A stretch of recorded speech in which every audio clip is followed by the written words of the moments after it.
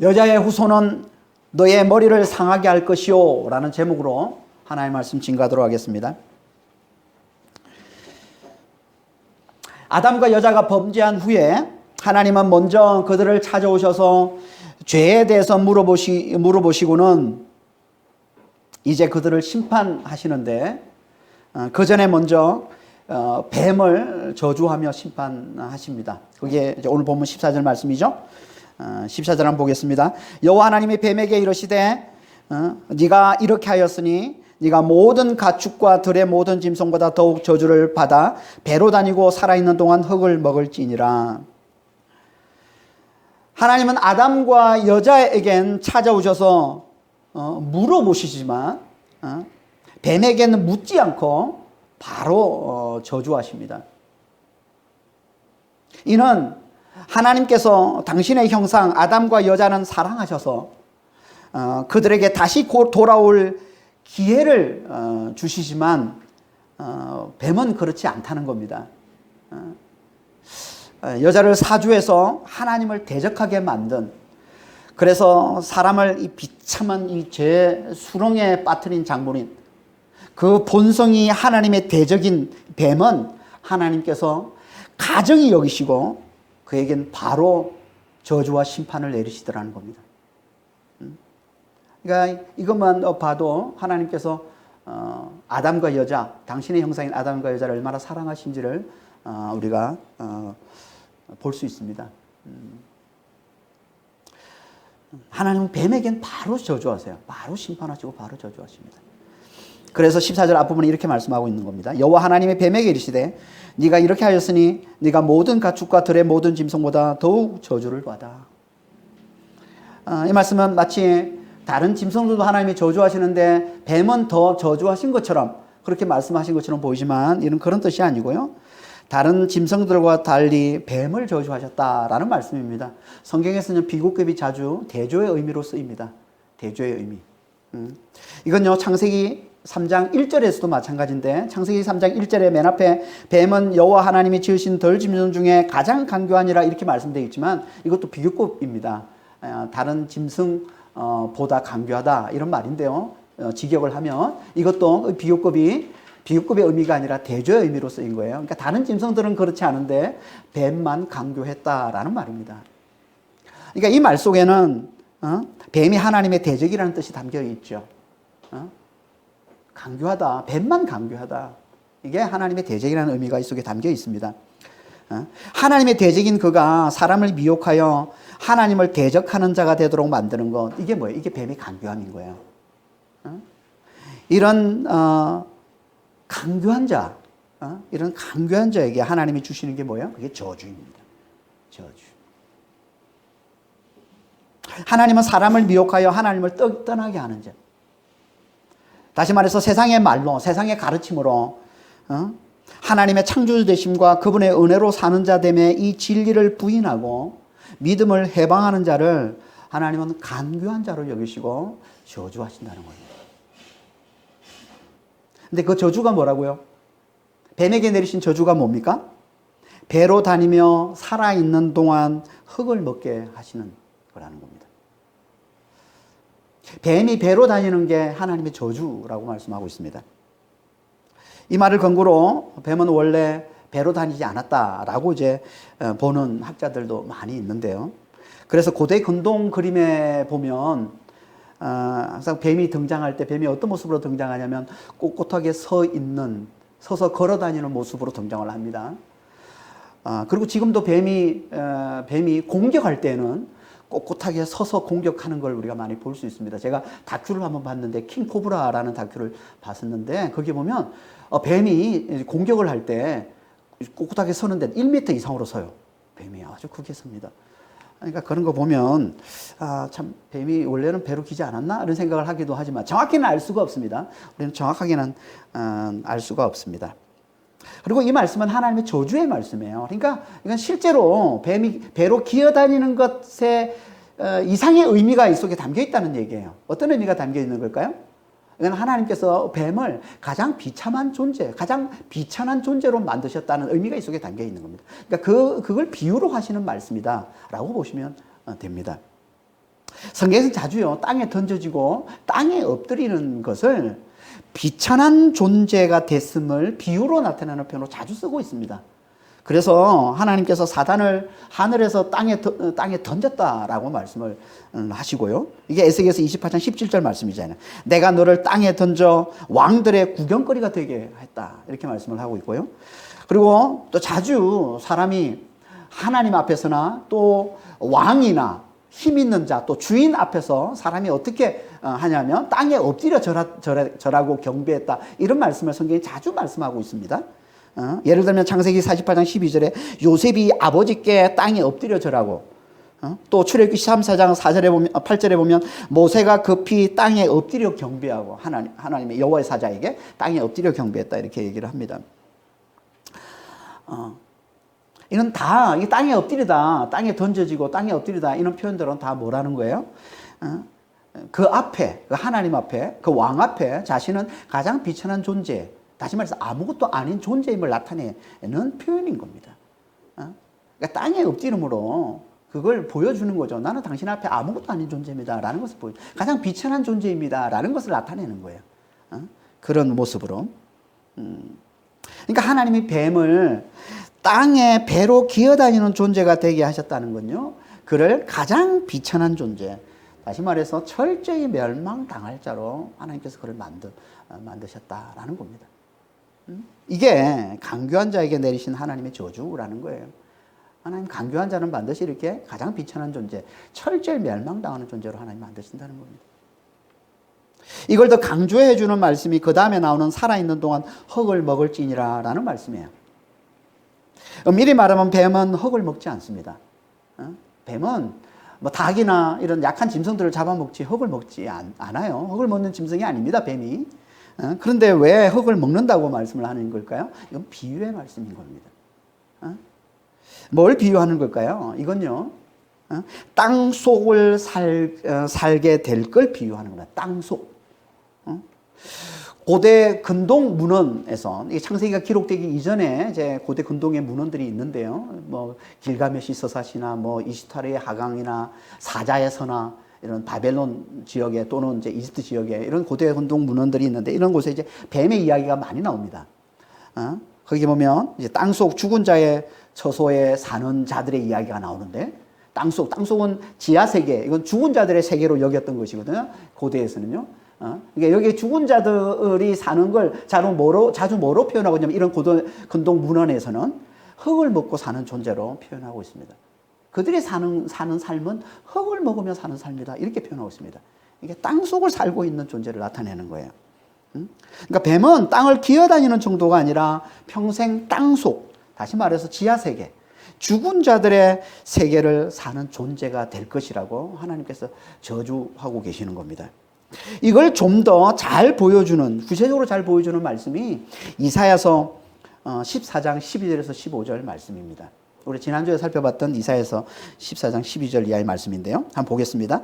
너 아침의 아들 계명성이여, 어찌 그리 하늘에서 떨어졌으며 어찌 그리 땅에 찍혔는고.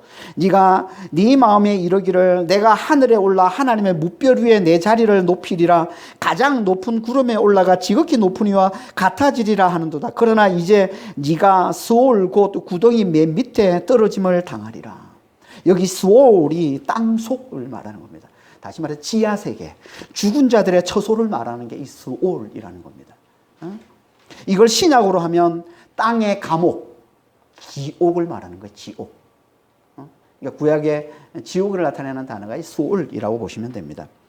근데 이 스올이 구체적으로 어떤 곳인지를 바로 위에 11절에서, 이사야서 14장 11절에서 잘 말씀해 주고 있는데요. 이렇게 말씀하고 있습니다. 네 영화가 스올에 떨어졌으며 구더기가 네 아래에 깔리며 지렁이가 너를 덮었도다. 이 말은 구더기를 침대로 삼고 지렁이를 이불로 삼고 사는 곳, 이곳이 땅속 죽은 자들의 처소 스올이라는 겁니다. 뭘 얘기해 주는 겁니까? 이건 가장 비참한 상태에 떨어진 걸 비유로 표현하고 있는 거죠. 가장 비참한 상태. 그러니까 하나님은 뱀을 그냥 땅에 던져 기는 정도가 아니라 땅 속에서 구더기, 이 지렁이와 함께 사는 가장 비참한 존재가 되게 만드셨다는 겁니다. 이게 흙을 먹고 살라는 간교한 뱀에 대한 하나님의 저주라는 겁니다.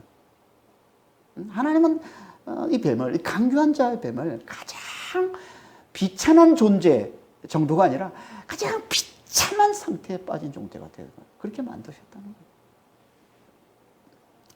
그런데 여기 흙은요, 사람을 나타내기도 합니다. 이 흙이라고 하는 이 단어가 정확한 뜻, 이 단어가 아파르인데요. 아파르의 정확한 뜻은 먼지, 티끌이라는 뜻이에요. 이 먼지에서 이 티끌로 지원받은 존재가 누굽니까? 사람이잖아요. 우리가 창세기 2장 7절에서 자세히 살펴봤습니다. 일부러 하나님 강조해서 아파르에서 지원받은 존재라고 얘기합니다, 사람을. 그래서 19절에 후반절에 보면 이렇게 말씀하고 있죠. 너는 흙이니 흙으로 돌아갈 것이니라 하시니라. 이게 흙이란 이 단어가 아파르예요. 아파르. 그 앞에 나오는 흙은 아다마, 진짜 흙을 나타내는 단어고요. 요 뒤에 후반절에 나오는 흙이니 흙으로 돌아갈 때 이 두 흙은 아파르라는 말이에요. 아파르 말. 그러니까 좀 구분이 되는데 우리는 다 이걸 흙으로 번역을 했지만 원어를 보면 구별이 되어 있습니다. 그러니까 사람은 하나님의 은혜를 떠나 그 속에 하나님과의 친밀한 사귐을 가져다주는 이 하나님의 생기가 끊어지고 말면 그는 결국 땅 속을 사는 존재 아파르가 되고 만다는 겁니다. 그건 곧 가장 비참한 삶을 사는 뱀의 밥이 되어서 뱀과 똑같이 가장 비참한 존재가 되고 마는 거라는 거예요. 이게 뱀이 저주를 받아 흙, 곧 먼지를 먹고 사는 존재가 되는 이야기인 거예요. 그러니까 우린 하나님의 은혜를 떠나면 결국 저주받은 뱀의 밥이 되어 뱀과 하나가 되어서, 뱀의 밥이 된다는 얘기는 곧 뱀과 하나가 되는 거예요. 뱀과 하나가 되어서 뱀과 똑같이 저주받은 가장 비참한 존재 아파르가 되고 마는 겁니다. 하나님의 은혜를 떠나면. 그러니까 하나님의 은혜를 떠나면 우리가 아파르인 거예요. 그걸 말씀해 주고 있는 게 이 뱀의 저주에 대한 이야기인 거예요.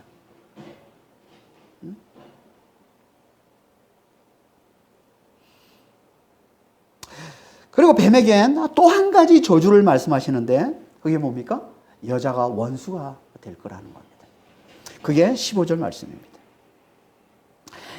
내가 너로 여자와 원수가 되게 하고 네 후손도 여자의 후손과 원수가 되게 하리니 여자의 후손은 너의 머리를 상하게 할 것이요 너는 그의 발꿈치를 상하게 할 것이니라. 여기 보면 세 종류의 원수가 나오는데요. 여자와 뱀, 그리고 여자의 후손과 뱀의 후손, 그리고 여자의 후손과 뱀, 이 세 종류의 원수가 나옵니다. 여자와 뱀은요, 여자가 뱀에게 죄의 책임을 전가함으로써 이미 원수가 됐습니다. 뱀 탓입니다. 이렇게 전가했잖아요, 앞에서. 그러니까 벌써 원수가 된 거고요. 앞으로 이제 여자의 후손과 뱀의 후손, 그리고 여자의 후손과 이 뱀이 원수가 될 거라는 겁니다. 뱀의 후손이 누굽니까? 당연히 뱀을 따르는 자죠. 뱀을 따라서 하나님을 대적하는 자를 말하는 겁니다.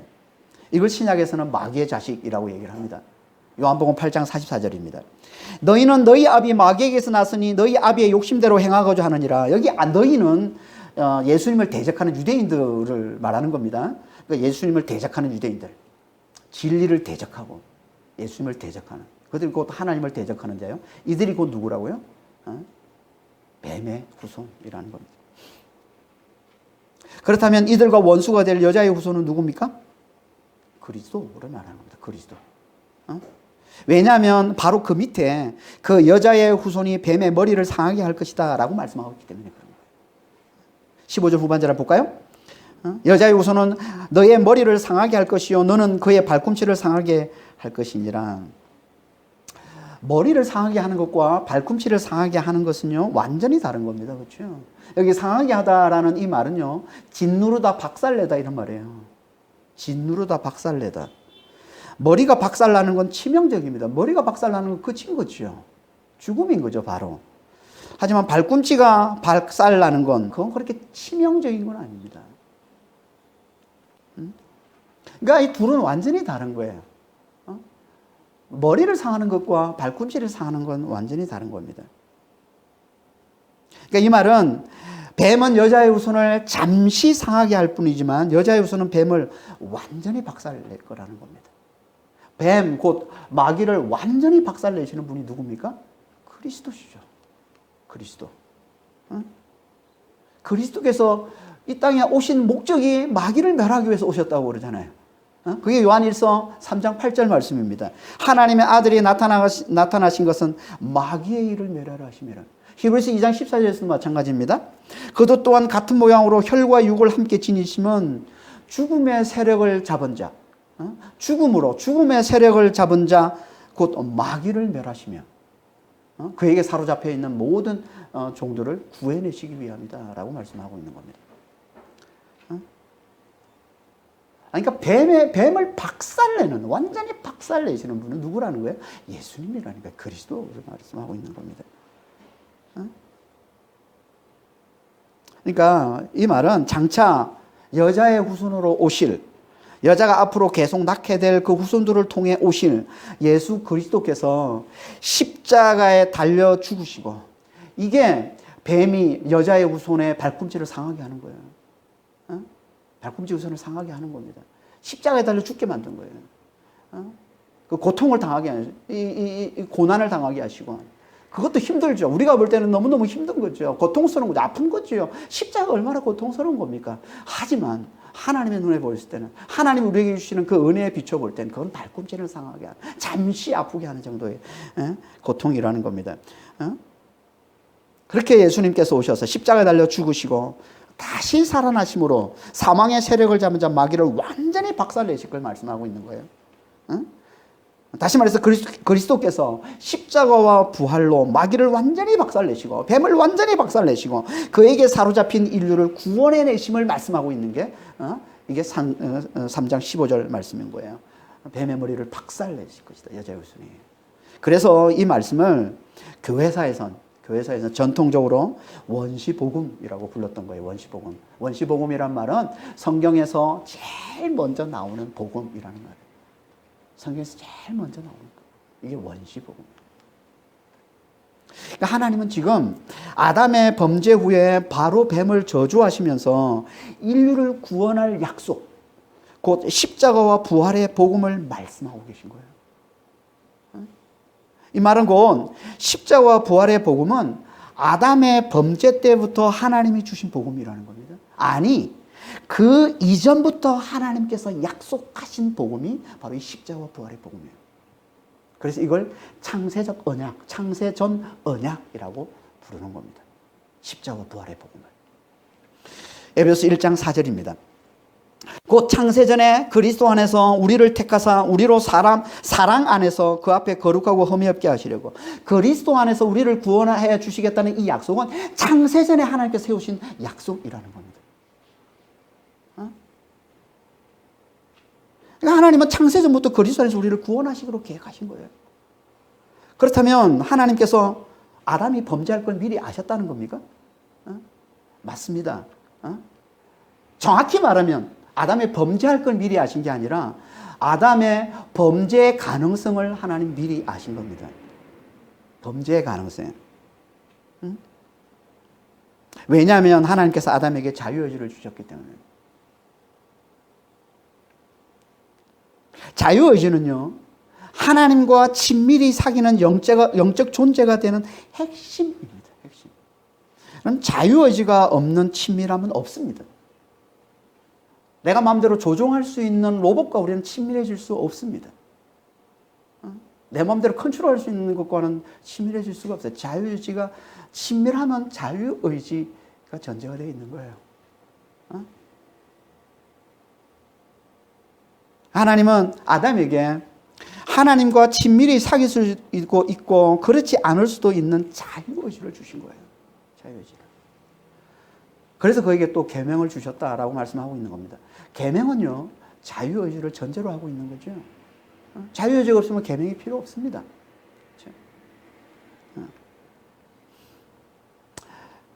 그러니까 이 말은 그가 범죄할 가능성이 있음을 보여주고 있는 거예요. 하나님 자유의지를 주셨다는 건 아담에게 범죄할 가능성이 있었다는 것이고, 하나님은 그걸 아시고, 아담의 이 범죄할 가능성을 미리 하나님이 아시고, 창세전부터 그것에 대한 계획을 다 세우셨다. 이분이 전지전능하신 창조주 하나님이신 겁니다. 그래서 하나님 모든 걸 아신다고 그래요. 그리고 하나님이 아담이 범죄하자, 당신이 세우신 그 계획을 살짝 드러내 보여주고 계신 거예요. 이게 창세기 3장 15절 말씀입니다. 살짝 드러내고 계신 거예요. 여자의 후손이 너의 뱀의 머리를 상하게 할 것이다. 이거는 복음을 완전히 드러내는 건 아니에요. 살짝 드러낸 거예요. 그리고 앞으로 계속 이제 이 복음을 하나님씩 구체적으로 조금씩 더 명확하게 드러내시는데요. 그게 점진적 이제 전개라고 그러는데, 점진적. 하나님은 점진적으로 복음을 구체적으로. 그래서 창세기 12장에 뭐 아브라함의 씨에 대해서 하나님 말씀하시면서 좀 더 구체적으로 이제 이 복음, 이 십자가의 복음을 구체적으로 하나님이 드러내십니다. 그러니까 최초로 드러내시는 복음이 창세기 3장 15절인데 여기서는 살짝 드러내고 계신 거예요. 그래서 여자의 후손이 뱀의 머리를 상하게 할 것이다 라고 말씀을 하고 있는 겁니다. 하나님께서 뱀을 멸하시고 그 아래에 있는 사람을 구원할 계획을 창세 전부터 가지고 계셨다는 건요, 그만큼 하나님께서 당신의 형상인 사람을 귀히 여기고 사랑하심을 보여주고 있는 겁니다. 그렇죠.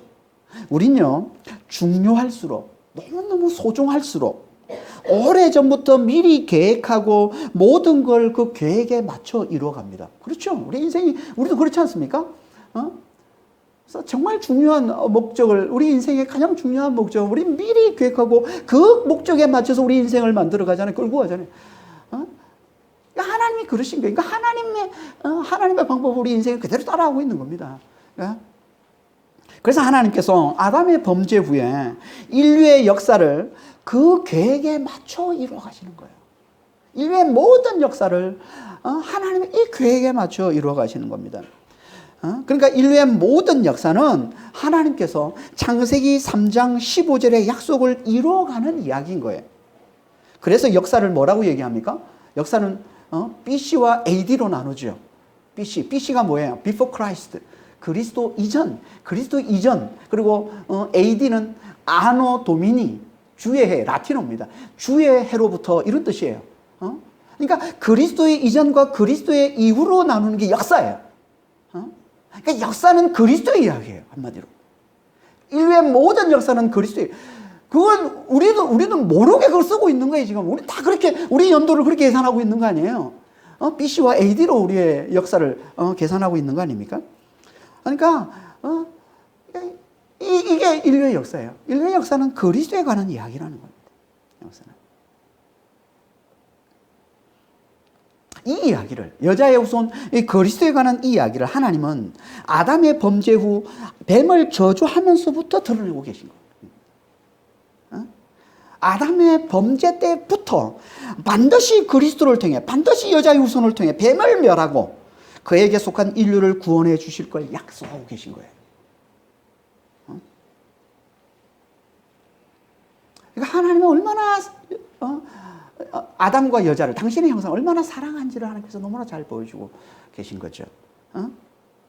그리고 이 말씀은 심판 중에도 당신의 형상인 사람과 여자를 너무나 사랑하심을 보여주고 계신 겁니다. 심판 중에도. 심판을 말씀하시면서 지금 구원의 약속을 들려주고 있는 거 아니에요. 아니, 지금 뱀을 저주하면서 그 가운데서, 아니 너무 지금 이 저주를 내리는 그 가운데서 구원의 약속을 지금 들려주고 계신 거예요. 얼마나 사랑하고 있는지를 너무나 잘 보여주고 있는 거예요, 사람을. 이 약속을 들은 아담과 여자가 어떻겠습니까? 죄의 수렁에 빠져서 이제 이 사망에 들어져 있는, 사망이 자기를 덮고 있는 너무 어두운 그런 상황 속에서 구원의 한 줄기의 빛을 발견한 자와 같겠죠. 실제로 아담은 이 약속의 말씀을 듣고, 하나님의 약속, 창세기 3장 15절의 이 약속의 말씀을 듣고 구원의 한 줄기 빛을 발견했어요. 그래서 20절에 하나님의 심판의 말씀이 끝난 20절에 우리 다음 주 살펴보겠지만 20절에 아담이 이렇게 아담이 뭘 합니까? 심판의 말씀이 끝나자마자, 하나님의 심판의 말씀이 끝나자마자 아담이 여자의 이름을 짓는데 여자의 이름을 하와라고 짓습니다. 그 하와라는 말이 산자의 의미라고 우리가 번역이 되어 있지만 정확한 의미는 생명이라는 뜻입니다. 생명. 그러니까 그가 뭘 보여주는 거예요? 지금 아담은 창세기 3장 15절의 이 말씀을 듣고서 여자에게만 구원의 길이 있음을 깨달았음을 보여주고 있는 거예요. 여자의 후손이 뱀을 박살낼 거라는 이 약속을 듣고는 여자의 후손을 통해서만 우리가 구원받는 거구나. 이 여자에게만 구원이 있구나. 생명이 있구나는 걸 발견하고 그 여자의 이름을 어떻게 바로 심판이 끝나자마자 그 이름을 이렇게 짓습니까? 그 이름을 생명이라고 짓는 거예요. 그러니까 하나님은 지난주에도 우리가 함께 나누었지만 우리가 아무리 큰 죄를 범했다 할지라도 절대 우리를 포기하지 않으시는 너무나 은혜가 많으시는 하나님이시라는 거예요. 너무나 사랑이 많으신 하나님이시라는 거예요. 우리에게 얼마든지 다시 회개의 기회를 주실 뿐만 아니라 심판 중에도 여자의 후손 예수 그리스도 안에서 반드시 우리를 구원해 주시겠다고 약속해 주시는 너무나 사랑이 많으신, 너무나 은혜가 풍성하신 하나님이시라는 겁니다. 그러니까 우리는 아무리 큰 죄라도 인류의 모든 죄를 다 짊어지고 죽으시고 부활하신 그리스도를 믿으면 그리스도의 이 십자가와 이 부활로 뱀을 완전히 박살내시고 그 아래 종살이하던 우리를 온전히 구원해내신 이 그리스도를 믿으면 얼마든지 다시 용서받고 구원받을 수 있다는 겁니다. 그리스도를 믿으면, 여자의 후손 이 그리스도를 믿으면 아무리 우리가 이 뱀의 공격을 받는다 할지라도 우리가 얼마나 뱀의 공격을 많이 당하고 있습니까? 우리 삶 가운데 일어나고 수많은 질병과 사고와 이 환난과 핍박과 이런 어려움들, 많은 뱀의 공격들로 인해서 공격들이 지금도 여전히 진행형으로 진행되고 있지 않습니까? 우리 삶 가운데 이런 뱀의 공격이 있다 할지라도 이건 다 우리의 발꿈치를 상하게 하는 정도의 너무나 잠시 우리가 겪는 아픔, 고통일 뿐이라는 거예요. 우리가 그리스도만 잘 붙들면 우리는 그리스도 안에서 마침내 완전하고 영원한 승리를 거둔 자가 된다는 겁니다. 이게 하나님께서 우리에게 주시는 창세기 3장 15절의 약속의 말씀인 거예요. 우리는 그리스도만 있으면, 우리는 예수만 잘 붙들면, 그 십자가 부활만 잘 붙들면, 내가 지금 고통을 당한다 할지라도 그런 같이 마치 발꿈치를 상하는 정도의 약한 고통이요, 아무것도 아닌 고통에 잠시만 겪는 고통일 뿐이고 마침내 우리는 반드시 영원하고 놀랍고 엄청난 승리를 거둔 하나님이 우리에게 주신 이 부활과 영생의 구원을 누리며 살 자가 된다는 겁니다. 이게 하나님의 약속이에요. 우리는 이미 완전한 승리를 거둔 자라는 거예요. 우리는 이미 영원한 승리를 거둔 자라는 겁니다. 어디서? 예수 안에서, 여자의 후손 안에서, 그리스도 안에서. 그러니까 우리가 이 약속의 말씀을 좀 잘 듣고 예수 안에 굳게 거하는 자, 이 십자가를 굳게 붙드는 자, 그런 믿음의 성도들이 다 되시길 예수님으로 축원합니다. 하나님은요, 뱀을 저주하신 후에 이제 여자를 심판하십니다. 그게 16절 말씀이에요. 또 여자에게 이르시되 내가 너에게 임신하는 고통을 크게 더하리니 너가 수고하고 자식을 낳을 것이며 너는 남편을 원하고 남편은 너를 다스릴 것이니라 하시고. 하나님은요, 뱀은 저주하시는데 여자와, 그리고 우리 좀 이따 살펴볼 17절 이하에 이 아담에게 하나님 심판하실 때는 저주하지 않습니다. 저주는 없습니다. 그냥 심판만 하십니다. 이걸 통해서도 하나님은 뱀과 당신의 형상인 아담과 여자를 구분하고 계심을 잘 보여주고 있고요. 그리고 아담과 여자에겐 구원의 계획이 있음을 보여주고 계신 거예요. 이걸 통해서. 그러니까 하나님은 아담과 여자는 심판을 통해 다시 하나님께 돌아오게 하시겠다는 겁니다. 하나님은요, 자주 이 고통의 심판을 당신의 백성들을 당신께로 돌이키는 도구로 자주 사용하십니다. 호세아서 5장 15절에 이렇게 말씀하고 있어요. 그들이 고난받을 때 나를 간절히 구하리라. 그래서 하나님께서 일부러 당신의 백성 이스라엘을 하나님 버리시고 고난 가운데 하나님께 넘기신다라고 말씀하고 있는 거예요. 왜? 그때 비로소 그들이 하나님을 간절히 찾으시기 때문에. 그럼 하나님께서 돌아와서 그들을 구원해 주시겠다고 말씀하고 있는 겁니다. 그러니까 하나님께서 아담과 여자를 심판하시는 이유도 여기 있는 거예요. 그러니까 이 심판은 하나님께서 그들을 하나님께로 돌아오게 만드는 도구로 삼고 계시는 겁니다. 하나님 먼저 여자를 심판하시는데 어떻게 심판하십니까? 그에게 임신하는 고통을 크게 더하여 그가 수고해야만 자식을 낳게 하셨다. 이런 겁니다. 수고로 자식을 낳게 하신다는 겁니다. 임신하는 고통을 크게 더하셨다. 임신은요, 하나님이 여자를 창조하시고 맡기신 가장 중요한 역할입니다. 가장 중요한 역할이 임신이에요. 하나님은 그 역할을 통해서 사람에게 주신 축복과 사명이 이루어지게 하신 겁니다. 하나님 사람에게 사명을 주셨어요. 축복과 사명을 주셨어요. 그게 뭡니까? 창세기 1장 27절 28절에서 우리 살펴봤던 말씀이죠.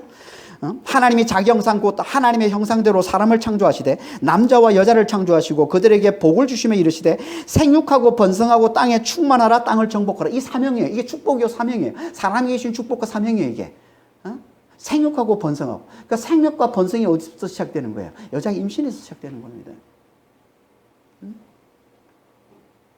이 축복과 사명의 기초가 임신인 거예요. 그리고 또 이 임신은, 여자의 임신은 뱀을 멸하고 뱀을 완전히 박살하고 그 가운데서 인류를 구원할 이 여자의 후손의 통로이기도 한 거죠. 여자의 임신이. 임신을 통해서 여자의 후손이 나올 테니까. 이렇게 너무나 중요한 게 여자의 임신인 거예요. 여자에게 피할 수 없는 가장 중요하고 가장 큰 축복이 되는 역할. 이게 임신이라는 겁니다. 그런데 하나님께서 이 임신에 고통을 크게 더하시겠다. 이 말은 곧 범죄 이전엔 여자의 임신에 큰 고통이 없었다는 얘기예요. 그렇죠? 큰 고통이 생긴 건 심판으로 말미암아 하나님의 심판으로 말미암아 생긴 거라는 겁니다. 큰 고통, 여자의 큰 고통, 임신의 큰 고통. 과거엔 여자의 이 임신의 이 고통을 가장 큰 고통으로 여겼어요. 큰 고통. 지금도 뭐 여자의 임신은 큰 고통이죠. 큰 고통이죠. 하지만 과거에는 뭔가 비교할 수 없는데 비교할 수 없을 때 항상 가장 큰 고통을 여자의 임신에 비교를 했습니다. 가장 심한 고통, 멸망의 고통을 당하는 걸 그래서 여자의 임신의 고통에 비교를 했습니다. 그걸 이사야서 33장 8절에 이렇게 말씀하고 있는 거예요. 그들이 놀라며 괴로움과 슬픔에 사로잡혀 해산이 임박한 여자같이 고통하며. 이게 바벨론이 멸망당할 때의 고통이. 멸망당하는 고통을 이렇게 비유하고 있는 거예요. 해산의 고통으로. 여자의 해산의 고통으로. 이게 하나님의 심판이라는 거예요. 여자에게 주신 하나님의 심판이 임신의 고통을 크게 더하신 거예요. 왜 하나님께서 여자의 중요한 역할인, 너무너무 중요한 역할, 가장 어떻게 보면 가장 기초가 되는 가장 중요한 역할이 임신인데 이 임신에 이렇게 큰 고통을 주신 걸까요? 왜? 그건요, 피할 수 없는 그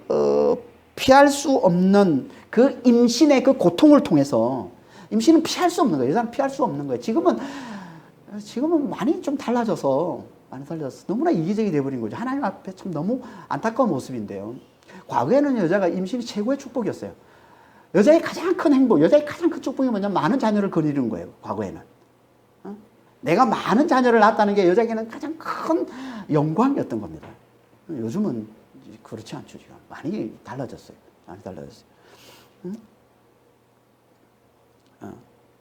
그러니까 피할 수 없는 게 임신인데, 여자에게는 피할 수 없는 게 임신이었는데, 그런데 그 임신에 하나님의 고통을 주심으로 그 고통을 통해 하나님을 떠난 죄를 기억하고 하나님의 은혜 없이는 우리가 얼마나 연약한 존재인지, 그 고통을 겪으면서 살 수밖에 없는 너무나 연약한 존재임을 잘 깨달아 하나님의 은혜를 간절히 구하는 자가 되라고. 하나님께서 여자의 삶에 가장 기초가 되는 가장 중요한 역할인 이 임신에 고통을 크게 더하셨다는 겁니다. 그러니까 하나님은 임신의 고통을 통해서 죄를 심판하시면서 동시에 그를 하나님께로 돌이키는, 하나님의 은혜를 깨달아 그 은혜를 간절히 구하는 구원의 도구로 삼고 계신 겁니다. 여자의 임신의 이 고통을 구원의 도구로 하나님이 삼고 계신 거예요. 그래서 디모데전서 2장 15절에 이렇게 말씀하고 있는 겁니다. 여자들이 만일 정숙함으로써 믿음과 사랑과 거룩함에 거하면 그의 해산함으로, 이 그의 해산함으로 되어 있는데 이 그의라는 말은 원래 없습니다. 원래는 그냥 해산함으로 구원을 얻으리라.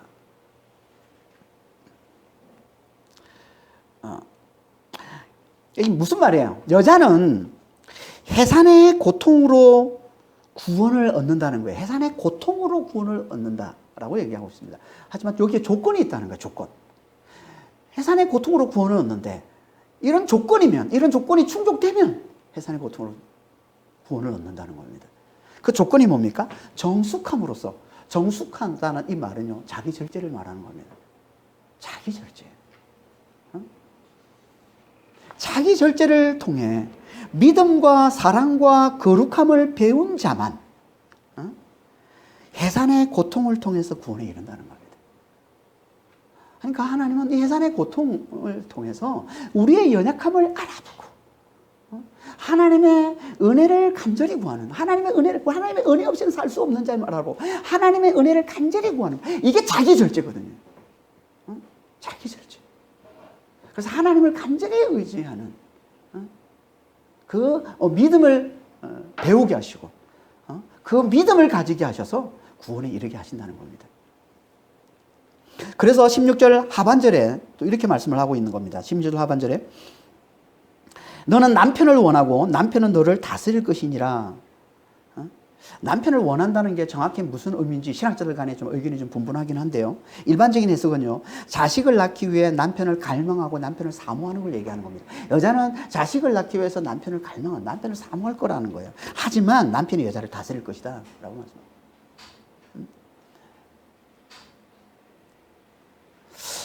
뭘 말하는 겁니까? 이건요, 여자가 남편을 부추겨서 범죄했게 했기 때문에 그 심판으로 하나님께서 여자를 남편의 다스림 안에 있게 하겠다라고 말씀하고 있는 거예요. 이게 심판이라는 거예요. 그렇잖아요. 여자가 부추겨서 남편을 범죄했게 했잖아요. 그걸 하나님 심판하시는 거예요.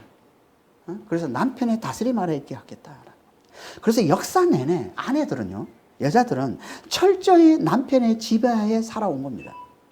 최근엔 여자의 이 경제 활동이 자유롭고 인권이 중시되면서 여자가 남편의 지배에서 벗어난 것처럼 보이지만 이건 아주 최근에 짧은 시간에 일어난 그런 현상들이고, 오랜 세월 세상은요, 철저히 남편이 아내를 통제하고 다스리는 세상이었습니다.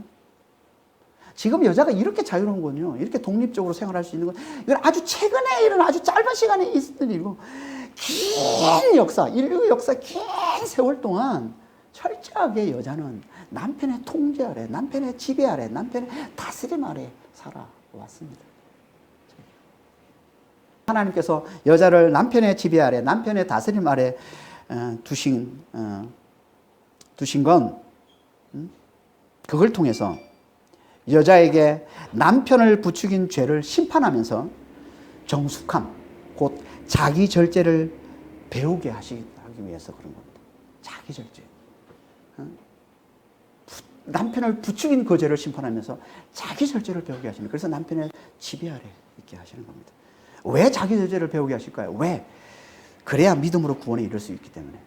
정숙함으로써 자기 절제를 통해서 믿음을 얻게 되고 믿음을 가지게 되고 구원에 이르게 된다는 겁니다. 그래서 여자들이 남자들보다 훨씬 더 자기 절제를 잘하고요. 그래서 잘 믿는 겁니다. 교회가 여자가 많은 거예요. 그래서 자기 절제가 잘 훈련되어 있는 겁니다. 남편 아래에서, 남편의 다스림 아래에 있으면서 자기 절제가 훈련되어 있는 겁니다. 그러니까 하나님은 이 해산의 수고와 남편의 지배를 통해 여자를 심판하시면서, 여자의 죄에 대해서 심판하시면서 동시에 여자가 자신의 연약함을 잘 깨닫고 하나님의 은혜를 간절히 구하는 이 믿음을 하나님 배우게 하시는 거예요. 그러니까 구원의 도구로 하나님이 삼으시는 겁니다. 이 심판을. 이게 하나님의 심판, 여자에게 주신 하나님의 해산의 고통으로 여자를 심판하시는 겁니다. 그리고 하나님은 이제 아담을 심판하십니다. 아담에게도 하나님 똑같습니다.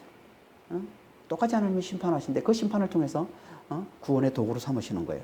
그게 17절 이후의 말씀입니다. 아담에게 이르시되 네가 네 아내의 말을 듣고 내가 네게 먹지 말라 나무의 열매를 먹었은즉 땅은 너로 말미암아 저주를 받고 너는 내 평생에 수고하여야 그 소산을 먹으리라. 땅이 너에게 가시덤불과 은근키를 낼 것이라. 네가 먹을 것은 밭의 채소인즉 네가 흙으로 돌아갈 때까지 얼굴에 땀을 흘려야 먹을 것을 먹으리니 네가 그것에서 취함을 입었음이라. 너는 흙이니 흙으로 돌아갈 것이니라 하시니라. 아담의 심판에 대해서는 다음 주 다시 자세히 살펴볼 텐데요. 그 핵심은 뭐냐면 그가 아내의 말을 듣고 하나님이 먹지 말라고 한 열매를 먹었기 때문에 그의 먹는 것으로 심판하겠다는 겁니다. 저 그에게 먹을 것을 주는 땅을 저주해서 가시덤불과 은근키를 내게 해서, 가시덤불과 은근키는요 황폐한 땅에서 나오는 거예요. 황폐한 땅. 다시 해서 이는 황폐함을 상징하는 거예요. 가시덤불과 은근키는 황폐한, 불모지, 황폐한 땅을 상징하는 거예요. 가시덤불과 은근키. 그래서 그 황폐한 땅에서 이제 수고해야만, 얼굴에 땀을 흘려야만 먹을 수 있게 하셨다는 겁니다. 이게 뭐예요? 노동의 고통인 거죠. 노동의 고통. 고통스럽게 일을 해야만 먹을 수 있게 하셨다는 게, 이게 하나님 아담에게 주신 심판이라는 겁니다. 이 말은 범죄 전에도 노동이 있긴 했지만 그때는 고통이 아니었다는 겁니다. 범죄 전에 노동이 있었죠. 창세기 2장 15절을 우리 살펴봤지 않습니까? 범죄 전에 노동이 있었습니다. 하지만 그건 고통이 아니었다는 거예요. 왜냐하면 그때는 먹는 게 풍성했기 때문에. 창세기 2장 9절에 보면은 에덴에 하나님께서 은혜로 그냥 풍성하게 먹기에 좋은 것들을 풍성하게 하셨다고 하나님 말씀하셨잖아요. 그러니까 일하지 않아도 얼마든지 먹을 수 있는 그런 환경이었어요. 풍성한 환경이었던 겁니다. 그러니까 그때의 노동은 축복과 사명을 위한 기쁨의 노동이었던 거예요. 노동이. 그랬던 노동이 이제 먹고 살기 위해 땀을 뻘뻘 흘려야만, 수고해야만 하는 고통이 되어버렸다는 겁니다. 이게 하나님의 심판이라는 거예요. 그러니까 우리는 지금 죄의 심판으로 이렇게 매일 먹기 위해 애쓰는 고통을 겪고 있는 거예요. 죄의 심판으로. 먹기 위해 애쓰면서 수고하면서 땀을 뻘뻘 흘리면서 그 황폐함이잖아요. 황폐함. 그 나지 않는 그곳에 진짜 막 땀을 뻘뻘 흘려서 어떻게든 먹을 것을 거기서 얻어내려고. 그래서 먹고 살기 위해서 애쓰며 살아가는 그런 존재가 되어버리고 말았다는 거죠. 왜 하나님께서 우리를 삶의 가장 기본인 이 먹는 것으로 심판을 하시는 겁니까? 그건 당연히 그걸 통해 매일 하나님을 떠난 우리의 죄를 기억하고 하나님의 은혜 없이는 고통임을 잘 깨달아, 우리의 연약함을 좀 잘 깨달아서 하나님의 은혜만을 간절히 구하는 자가 되라고. 그러니까 여자에게 주신 그 임신의 고통과 똑같은 거죠. 그러니까 남자에게는 노동의 고통을 하나님이 주시는 겁니다.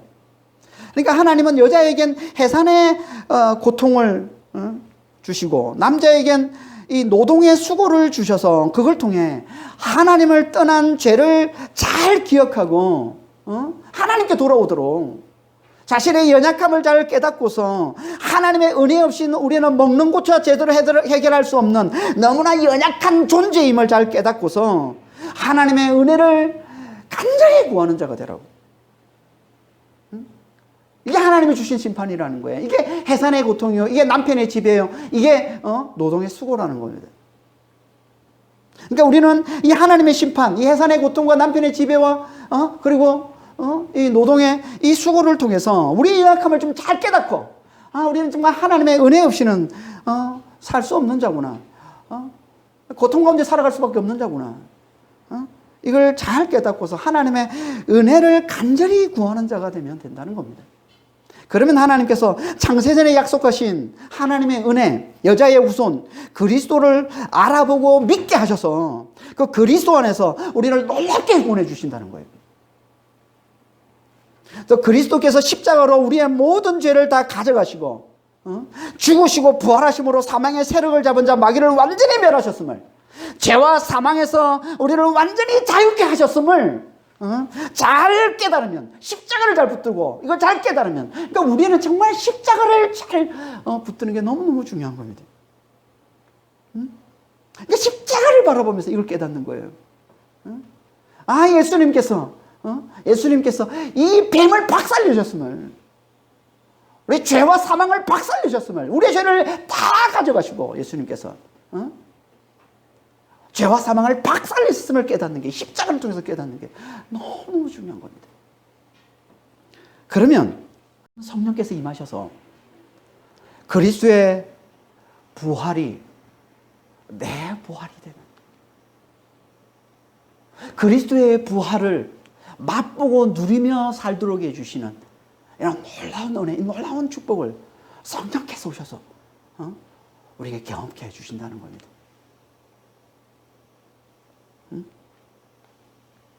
그러니까 우리는 정말 십자가를 잘 바라보는 자가 됩니다. 그래서 성경에서 끝으로 십자가를 바라보는 걸 너무너무 중요하게 말씀하고 있는 겁니다. 그러면 구원이라는 거예요.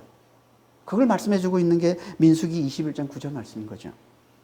모세가 노뱀을 만들어 장대 위에 다니 뱀에게 물린 자가 노뱀을 쳐다보면 좀 모두 살리라. 이걸 요한복음 3장에서 해석을 해주고 있어요. 주석을 해주고 있는데 이 말씀을 뭐라고 주석하고 있습니까? 요한복음 3장 14절 15절 이렇게 말씀하고 있습니다. 모세가 광야에서 뱀을 든 것 같이, 이게 이제 민수기 20장 9절 말씀이잖아요. 뱀을 든 것 같이 인자도 들려야 하리니, 예수님이죠. 예수님도 들려야 하리니 십자가를 얘기하는 겁니다.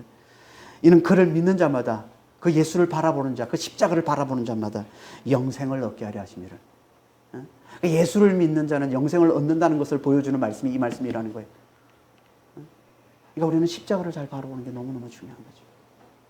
뱀에게 물려 죄 아래 사는 모든 자, 다시 말해서 늘 욕심과 수치와 두려움과 이 사망의 고통과 염려 가운데 살아가는 모든 인생들이 그 죄와 그 사망에서 구원받아 영생을 사는 길, 영생의 이 성령께서 우리에게 맛보여 주시고 앞으로 결국 우리가 마침내 우리가 영원토록 누리게 될 이 영생을 사는 길은 오직 하나라는 거예요. 십자가를 잘 바라보는 거예요. 십자가를 잘 붙드는 거예요. 예수님께서 뱀을 박살내신, 뱀의 머리를 박살내신, 완전히 박살내시고 우리에게 영원한 승리, 완전한 승리를 가져주신 그 십자가, 그 십자가를 잘 바라보면 우리 삶 가운데 마치 뱀의 공격으로 인해서 우리에게 환난도 있고 아픔도 있고 고통도 있지만 그 모든 것들이 마치 우리의 발꿈치를 상한 정도의, 잠시 우리가 겪는 아픔 정도의 아픔으로만 우리가 경험케 하시고, 우리는 그리스도 안에서, 성령 안에서 그리스도께서 우리에게 주신 이 부활, 이 영생, 이걸 맛보며 우리는 완전한 승리를 거둔 자라고, 우리는 영원한 승리를 거둔 자라는 이 확신을 품고 살아가게 해주신다는 겁니다. 우리가 그리스도를 잘 붙들면, 우리가 이 십자가를 잘 붙들면, 그러니까 우리는 우리의 연약함을 잘 깨닫고 우리 삶 가운데 주어지는 우리에게 하나님이 붙여주시는 이런 심판들을 통해서, 우리 삶 가운데 붙여주신, 우리 죄로 말미암아 우리에게 붙여주신 이런 심판들을 통해서 우리의 연약함을 잘 깨닫고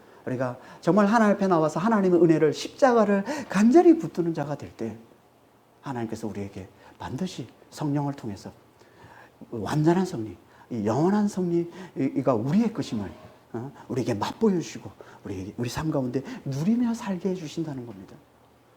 이게 성도의 삶이라는 거예요. 이게 하나님의 자녀들의 삶이라는 거예요.